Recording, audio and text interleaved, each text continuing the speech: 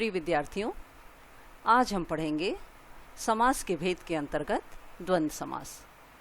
तो द्वंद्व समास क्या होता है, सबसे पहले यह समझने का प्रयास करेंगे।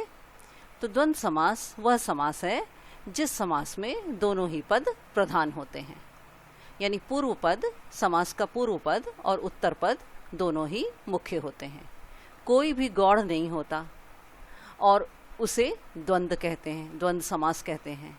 अब द्वंद्व का अर्थ ही होता है जोड़ा, युग्म। युग्म का अर्थ भी अर्थ होता है जोड़ा। तो द्वंद्व समास वह समास होता है जिसमें दोनों ही पद मुख्य होते हैं और जब इसमें दोनों पदों को जोड़ने वाले समुच्चय बोधक अव्यय का लोप हो जाता है, यानी जब हम समास करते हैं, समास बनाते हैं, तो दोनों पदों के बीच में जो समुच्चय बोधक अव्यय का प्रयोग होता है उसे हटा दिया जाता है। और जब समास विग्रह करते हैं तो समुच्चय बोधक अव्यय का प्रयोग करेंगे।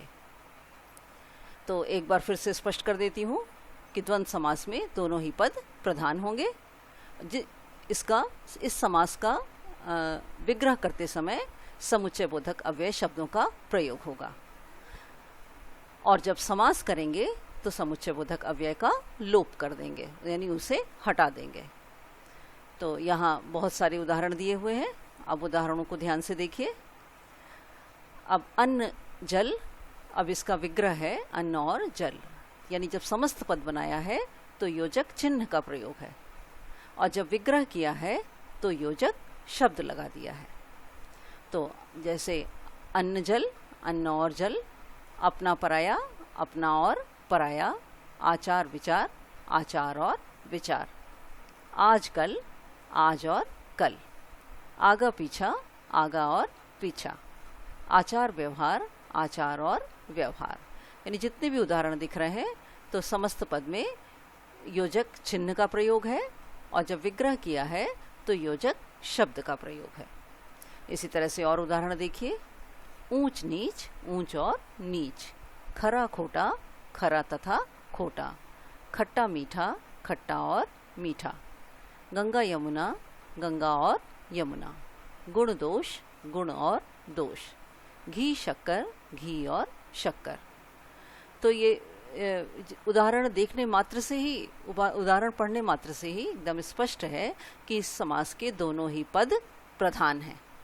उत्तर पद, पूर्व पद और उत्तर पद दोनों ही प्रधान हैं और समस्त पद में योजक चिन्ह का प्रयोग है और विग्रह करते समय योजक शब्दों का प्रयोग है।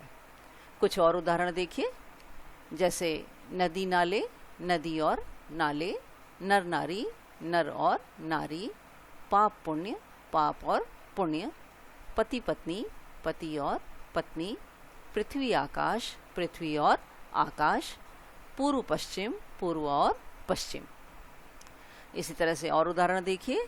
राजा प्रजा, राजा और प्रजा, रात दिन, रात और दिन, राजा रंक, राजा और रंक, राजा रानी, राजा और रानी, लोभ मोह, लोभ और मोह, लोटा डोरी, लोटा और डोरी।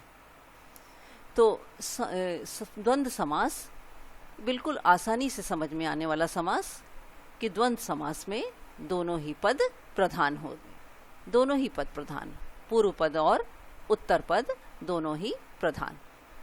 और इन दोनों पदों को जोड़ने के लिए आप याद रखना है कि जब समास करेंगे, समास बनाएंगे तो समुच्चय बोधक अव्यय को हटा देंगे, जो समुच्चय बोधक अव्यय के जो शब्द हैं उनको हटा देंगे और जब समास विग्रह करेंगे तो समुच्चय बोधक शब्दों का प्रयोग करेंगे। तो ये था द्वंद्व समास। अब विशेष में, विशेष को भी ध्यान से देखें कि कभी कभी ऐसा भी होता है कि जो और योजक शब्द है इसका अर्थ बहुत विस्तृत हो जाता है, विस्तृत अर्थ हो जाता है और वह क्या होता है कि समान वस्तुओं के समूह का अर्थ प्रकट करने लगता है, समूह सूचक बन जाता है। तो जैसे नर नारी, अब नर नारी तो इसका हुआ नर और नारी, इसका अर्थ हो गया जैसे सभी लोग। इसी तरह से हो गया बच्चे बूढ़े, तो इसका विग्रह हो जाएगा बच्चे और बूढ़े, इसका मतलब पूरे समूह सूचक, सभी बच्चे और बूढ़े। तो समास विग्रह ये द्वंद्व समास, ये आपको आसानी से समझ में आ गया होगा कि द्वंद्व समास में दोनों ही पद प्रधान होंगे। तो आप ये आशा है कि यह समास आपको आसानी से समझ में आ गया होगा। तो बहुत ध्यान से सारे उदाहरण देखिए, सभी उदाहरणों को बहुत ध्यान से पढ़िए, और बस यही ध्यान रखेंगे कि जब समस्त पद बनाएंगे तो दोनों प्रधान पदों के बीच में योजक चिन्ह का प्रयोग करेंगे, और जब विग्रह करेंगे तो दोनों प्रधान पदों के बीच में योजक शब्द लगा देंगे। तो आज के लिए इतना ही। सारे उदाहरणों को बहुत ध्यान से पढ़िए। धन्यवाद।